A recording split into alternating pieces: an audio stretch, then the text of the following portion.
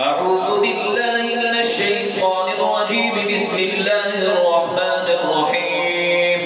وإذ قال إبراهيم رب اجعل هذا البلد آمنا واجنبني وبني أن نعبد الأصنام رب إنهن أضللن كثيرا من الناس فمن تبعني فإنه مني ومن عصاني فإنك غفور رحيم.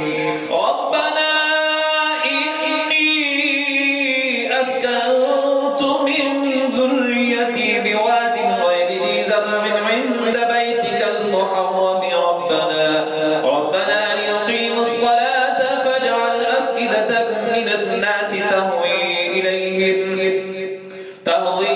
إليهم وارزقهم من الثمرات لعلهم يشكرون.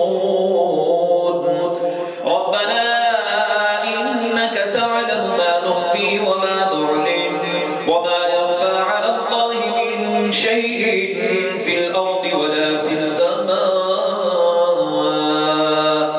الحمد لله الذي وهب لي على الكبر إسماعيل وإسحاق إن ربي لسميع الدعاء. رب اجعلني مقيم الصلاة ومن ذريتي ربنا وتقبل دعاء.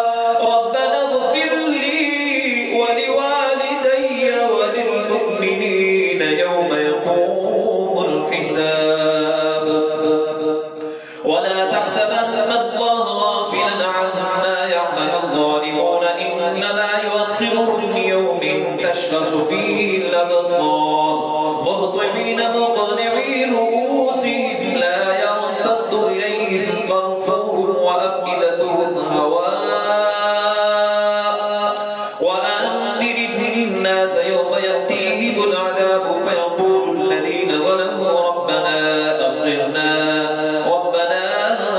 أخرنا إلى أجل قريب نجب دعوتك ونتبع الرسل أولم تكونوا أقسمتم من قبل ما لكم من زوال وسكنتم في مساكن الذين ظلموا أنفسهم وتبين لكم كيف فعلنا بهم وضربنا لكم الأمثال. وقد مكروا مكرهم وعند الله مكرهم وإن كان مكرهم لتزول منه الجبال. فلا تحسبن الله مخلف وعده رسله إن الله عزيز ذو انتقام.